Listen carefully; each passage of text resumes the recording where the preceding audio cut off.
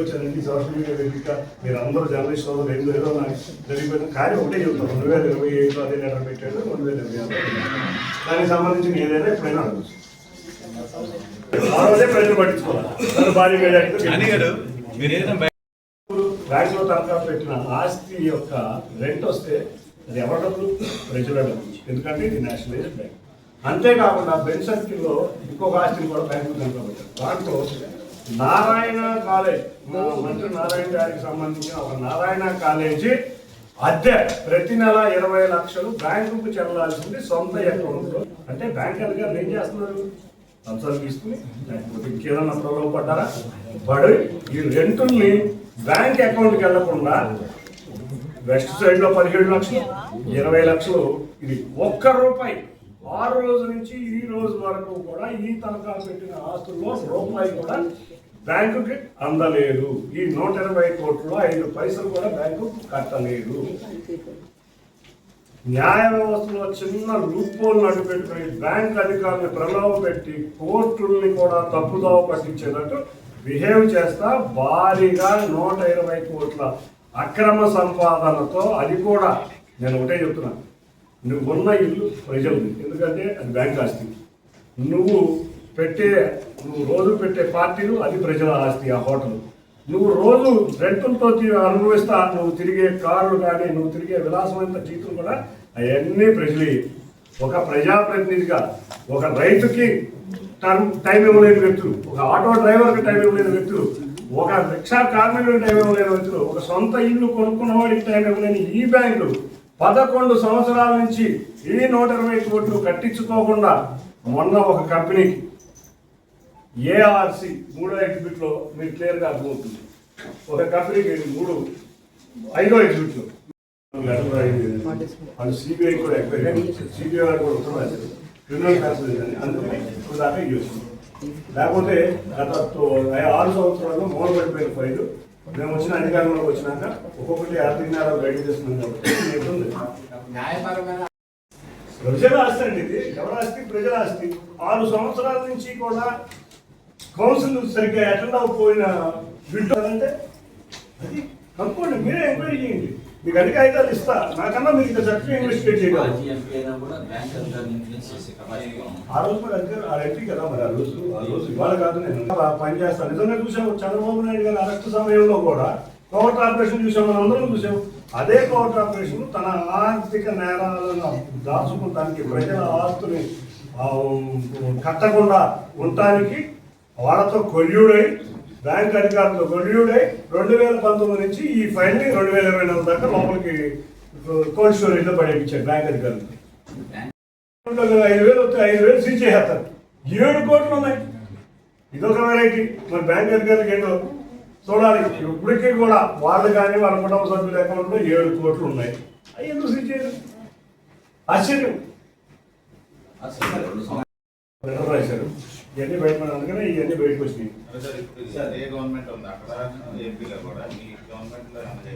దీన్ని బయటికి తెస్తాం. అదే నేను చెప్పేది, దీన్ని బయటికి తెస్తాం. ఆర్థిక నేరాలు జరగకూడదు. ఇది దేశ ఆర్థిక వ్యవస్థకే చేటు.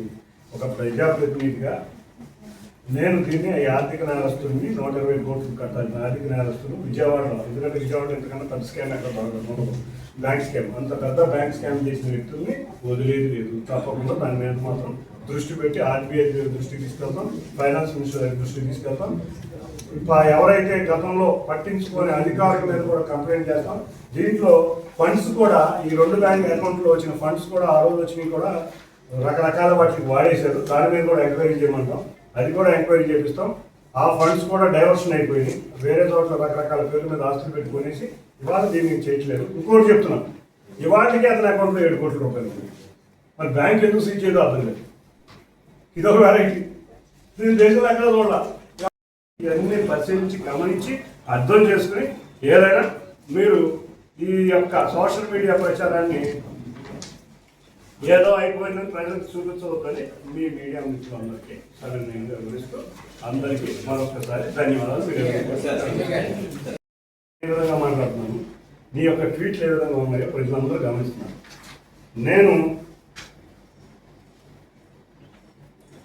ఒకటే చెప్తున్నా, నేను సమాధానం చెప్పాల్సింది గౌరవ ముఖ్యమంత్రి నారా చంద్రబాబు నాయుడు గారికి, పవన్ కళ్యాణ్ గారికి, నారా లోకేష్ గారికి, నన్ను భారీ మెజార్టీతో గెలిపించిన విజయవాడ ప్రజలు, నన్ను సోదరుడిగా భావించిన తెలుగుదేశం, జనసేన, బీజేపీ నాయకులకి, కార్యకర్తలు, నేను తప్పు చేస్తే దేనికైనా సిద్ధం.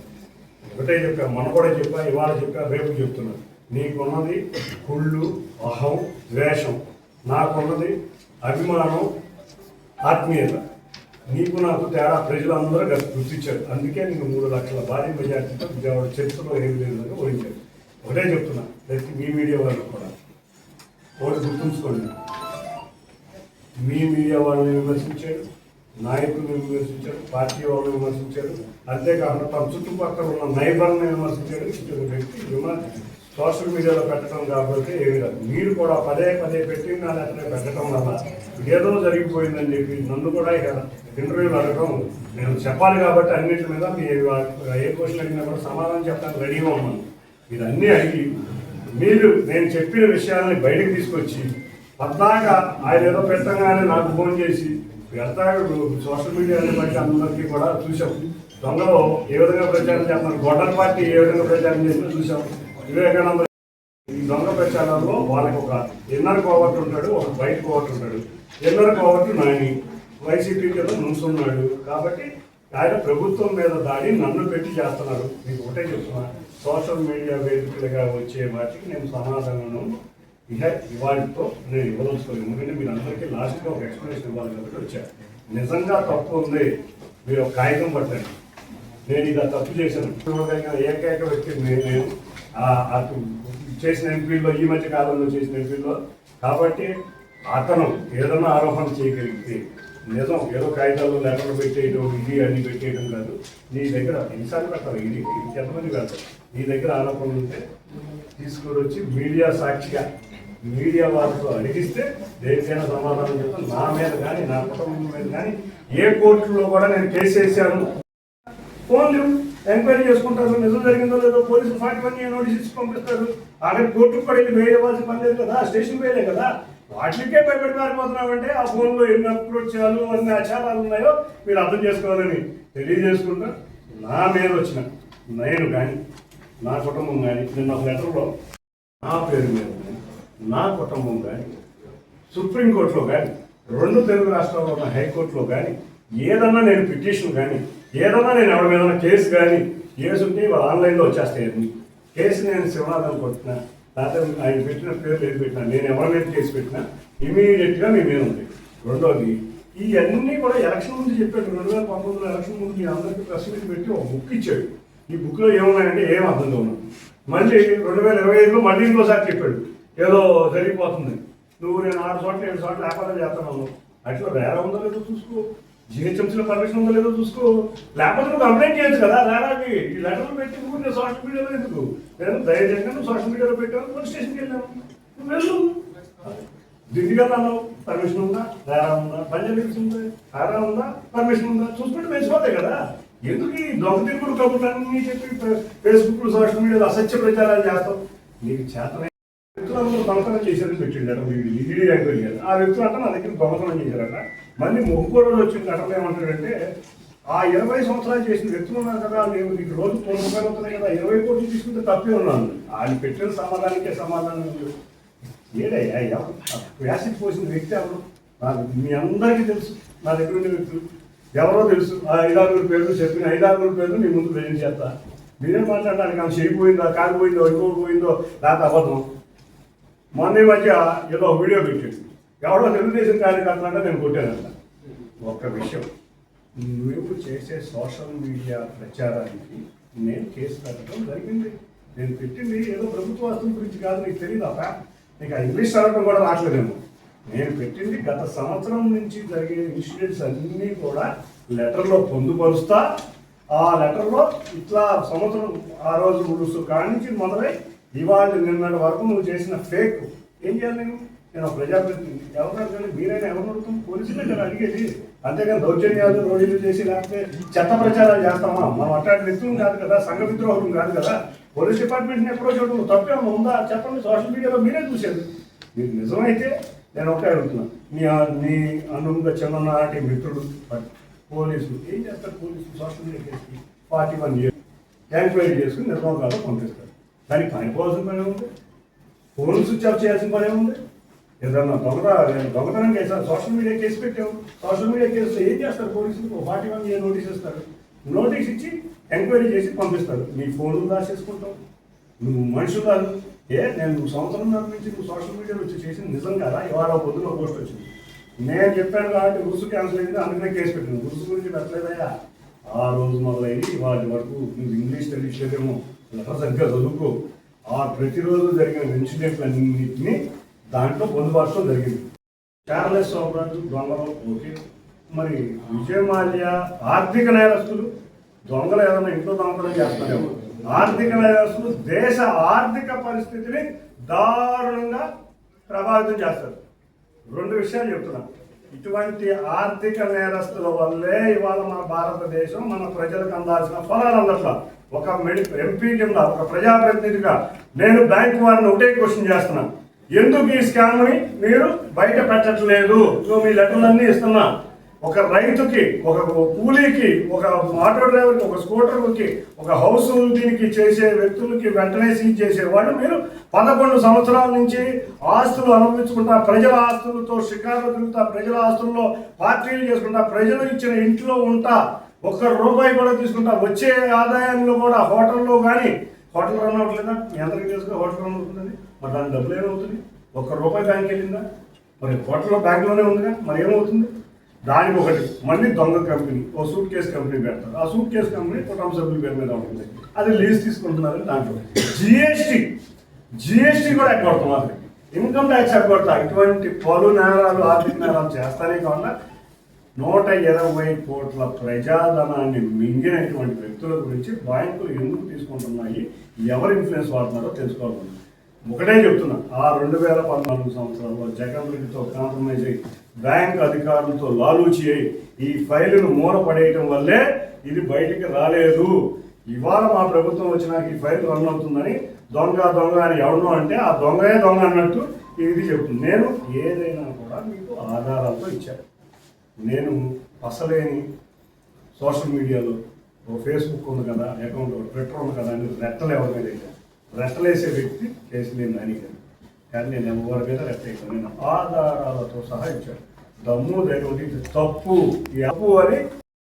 తప్పు అని కనుక వచ్చి నిరూపించి మాట్లాడగలిగే వ్యక్తి అయితే రమ్మనండి. ఇక గత 9 రోజులుగా చూస్తే నేను నా స్టాఫ్ ఎవరితో యాసిడ్ పోసానంట, ఆ పేరు చెప్పాను, యాసిడ్ పోసానంట, చెడిపోయిందంట. చంద్రబాబు నాయుడు గారిని కుప్పం చూసుకో, లేకపోతే అచ్చెన్నాయుడు గారిని ఇంకోటి చూసుకో, లేకపోతే 2014-19లో నిన్ను గెలిపించిన వండావమ్మ, ఉద్దాయంకన్న, నాగుల మీర, దేవినేని ఉమ్మ, ఏళ్ళని తప్పితే ఈరోజు వైసీపీని విమర్శించింది లేదు. ఇంకోటి అన్నిటికన్నా ముఖ్యంగా ఇంకోటి చెప్తా, ఈనాడు రామయ్యరావు గారిని విమర్శించాడు, TV5 బిఆర్ నాయుడు గారిని విమర్శించాడు, TV9ని విమర్శించాడు, ఆఖరికి మహాన్యూస్ని విమర్శించాడు, ఆంధ్రజ్యోతి రాధాకృష్ణ గారిని అయితే అన్ని అనరాని మాటలన్నీ అన్నాడు. ఈయన విమర్శించింది ఒకటి, సాక్షి పేపర్ నిరోధన విమర్శించడంలో 50 వారాల్లో చూసారా? సాక్షి పేపర్ చిన్న విలేకరులు కూడా మీరు చూసాం. 2019 నుంచి 23 వరకు మీ అందరినీ బిర్యానీ పట్లాలకు అమ్ముడుపోయారు, ఆఖరికి మందు బాటిల్కి అమ్ముడుపోయారని రకరకాల వ్యాఖ్యానాలు మిమ్మల్ని అందరినీ చేసిన రోజులు ఉన్నాయి. అటువంటి వ్యక్తి కొత్తగా నన్ను విమర్శిస్తాడని నేను అనుకుంటాను. తప్ప విషయమే ఉంది. ఇతను మీరు చూస్తే ఆఫీస్లో ఇటుపక్క స్థలం ఆక్యుపై చేయడానికి అతను తిట్టాడు, ఇటుపక్క ఒక హోటల్ చిన్న వ్యక్తికి అటుపక్క చూశాడు, రోజు మీడియాలో చూశాడు. ఆ రోజు ఏబీ వెంకటేశ్వర గారు 250 మంది 300 మంది పోలీస్ ఫోర్సులు పెడితే కానీ రోడ్డు మీద స్థలం చేయలేదు. పక్కన హోటల్ మొత్తం చిరు వ్యాపారస్తులు కూడా అడుగుతుంది. ఇతను విమర్శించిన వ్యక్తి అంటూ ప్రపంచంలో ఉన్నాడు అంటే ఈ ఒకే ఒక వ్యక్తి, అది జగన్ రెడ్డి. ఇతనికి జగన్ రెడ్డికి ఉన్న అలవాటు ఏంటంటే దొంగే దొంగ అంటారు. దొంగే దొంగ అని ఎందుకంటే జగన్ రెడ్డి బాబాయ్ వివేకానంద రెడ్డిని హత్య చేసి గౌరవ ముఖ్యమంత్రి నారా చంద్రబాబు నాయుడు గారి మీద తోచారు. అట్లాగే వీడు స్కాములు చేస్తాయినా ఈ పెద్ద మనిషి, ఈ స్కాములు నేను చేశానని దొంగే దొంగ అని అర్థం ఉంటారు. ఉన్న స్ట్రాటజీ సైకాలజీ అంతా ఇది. ఇంకో విషయం చెప్తాను, ఈయనకి పరోక్షంగా సీట్ ఇచ్చి ఆర్థికంగా ఇబ్బంది ఉన్న సుజనా చౌదరి గారిని ఏమన్నాడు, మనం బ్యాంక్ స్కామ్ అన్నాడు. లోకేష్ గారిని ఏమన్నాడు, టికెట్లు అమ్ముకున్నారు. గౌరవ తండ్రిలాగా బిహేవ్ చేసి చంద్రబాబు నాయుడు గారిని ఏమన్నాడు, ఇంకా రోత లేదు వాడి. ఈ రోతే ఇతని చరిత్ర. ఈ రోత నిన్న 15 రోజుల నుంచి నేను చూస్తున్నాను. నేను మాట్లాడిన విధానంలో ఎక్కడా అతను అగౌరవపరిచి మాట్లాడింది లేదు. మీరు గుర్తుంచుకుంటే 5 సంవత్సరాల బ్యాక్ నా శ్రీమతి మీద ఒక స్టిక్కర్ కేసు ఉన్న సంఘటన కూడా గుర్తు చేసుకున్నాను. ఆ రోజు కూడా నేను 15 రోజులే కాదు, గత సంవత్సరం కాలం నుంచి ఈ వ్యక్తి రకరకాలుగా నా మీద ఆరోపణలు చేస్తూనే ఉన్నారు. కూడా చూశాడు. నేను ఒకటే వార్తను 2025 కూడా మేనీ గారు వీడికి లెటర్ రాశారుగా. ఆ రోజు మీరందరూ చూశారుగా. 2026 కూడా లెటర్ రాశారుగా. దీనికి దానికి తేడా ఏంటి? ఏమో తేడా ఉందా? ఏమీ తేడా లేదు. ఇతని చరిత్ర ఏంటంటే లెటర్ రాయటం ఇంతవరకే మీకు 2025లో రాసిన లెటర్కి 2026లో రాసిన లెటర్కి ఒక పేరా యాడ్ అయింది. దీన్ని చాట్ జీపీటీలో ఒక ప్రింట్ తీసుకుని రకరకాలుగా ఒక పారాగ్రాఫ్ను మార్చుకుని చేసిన లెటర్. దీన్ని చూసుకుని మీరు అందరూ ఏమంటారు, రోజు ఏదో ఆరోపణ అంటారు. కొత్త ఆరోపణ ఏమైనా ఉందంటే మీరు డెఫినెట్గా అయితే నేను ముందుకు వచ్చి సమాధానం చెప్పడానికి నేను ఎప్పుడు కూడా రెడీ. ఒక విషయం చెప్తున్నాను గారు కానీ అరవింద్ గారు కానీ, వీళ్ళు టిక్కెట్లు అమ్ముకున్నారు, వీళ్ళు ఫ్రాడు, ఇవి ఆయన చెప్పిన డైలాగ్ అందరికీ మీడియా మిత్రులందరికీ తెలుసు. తర్వాత 2014లో కోనేరు రామప్రసాద్ గారు పోటీ చేశారు.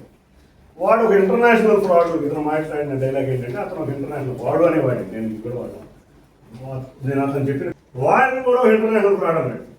ఇవన్నిటికన్నా ముఖ్యంగా మీరు ఆలోచిస్తే, కాబట్టి నేను జగన్ ఏమన్నా కోవర్ట్గా బిహేవ్ చేస్తానని చెప్పి ఆ రోజు జగన్తో లాలూచి అయ్యి ఆ రోజు నుంచి ఈ రోజు వరకు తెలుగుదేశం వ్యతిరేక కార్యక్రమాలు చేస్తున్న విషయం మీ అందరికీ తెలుసు. కాబట్టి ఈది బ్యాంకు రాగానే ఒక ప్రజాప్రతినిధిగా 120 కోట్లు ప్రజలకు చెందాల ఆస్తిని మనం చూసాం. ఎక్కడైనా పిఎంఆర్ఏ అన్నారు, నీరవ్ మోడీ అన్నారు, విజయవాడలో 5 కోట్లు 10 కోట్లు వ్యాపార సంస్థలు తీసేస్తేనే రకరకాలుగా మాట్లాడుతున్న వ్యక్తులకి 120 కోట్లు తీసుకున్న విజయవాడ విజయ మాల్యా గురించి మీరు వెలికి తీసి బయటకి తీసుకురావాలని మీ పత్రికా మీ అందరికీ తెలియజేసుకున్నాను. నేనేమి ఫేక్ ఇవ్వలేదు, మీ అందరికీ డాక్యుమెంట్స్ ఇచ్చాను కాబట్టి స్కామ్ మీద అధికారుల దృష్టికి తీసుకెళ్తాం. భారీ బ్యాంక్ స్కామ్ మీద అధికారుల దృష్టికి తీసుకెళ్తాం. దీంట్లో ఒక చిన్న మతలబు ఉంది. 2019లో 2016-17 ఎంపీ అయిన అకౌంట్ని బ్యాంక్ అధికారులు ఒత్తిడి చేస్తుంటే ఆ రోజు ప్రభుత్వం అధికారంలోకి మారితే ఈ వ్యక్తి పెట్టి బ్యాంకుకు అప్పచెప్పారు. 2016లో ఎన్పిఏ అయిపోయి 2016 నుంచి కూడా ఈ ఆస్తులన్నీ కూడా బ్యాంకు ప్రజల ఆస్తి. ఈ ప్రజల ఆస్తికి ప్రజలకు సంబంధించిన ఆస్తుల్ని అనుభవిస్తా నువ్వు వేసుకుని తిరుగుతున్న కారుతో సహా ఆ ప్రజలు ఇచ్చిన 2 డబ్బులతో నువ్వు ఉంటున్న ఇల్లు కూడా ప్రజలదే, నువ్వు ఉన్న చిందులు చేసే హోటల్ పడే ప్రజలదే. కాబట్టి అదే ప్రజాప్రతినిధిగా ఇక్కడ నన్ను భారీ మెజారిటీతో గెలిపించిన ప్రజాప్రతినిధిగా మీ అందరికీ కూడా మీ ప్రజాప్రతినిధి నేను ఏదో వేగ్గా చెప్పాల, కాగితాలన్నీ మీ చేతికి ఇచ్చాను. మీరే ఇన్వెస్టిగేట్ చేసుకోండి. నేనేది ఫేక్ డాక్యుమెంట్ ఉండదు, నా దగ్గర ఆధారాలు ఉంటే ఇస్తాను. కాబట్టి నేనేదో ట్విట్టర్లోనో ఎట్లేదు.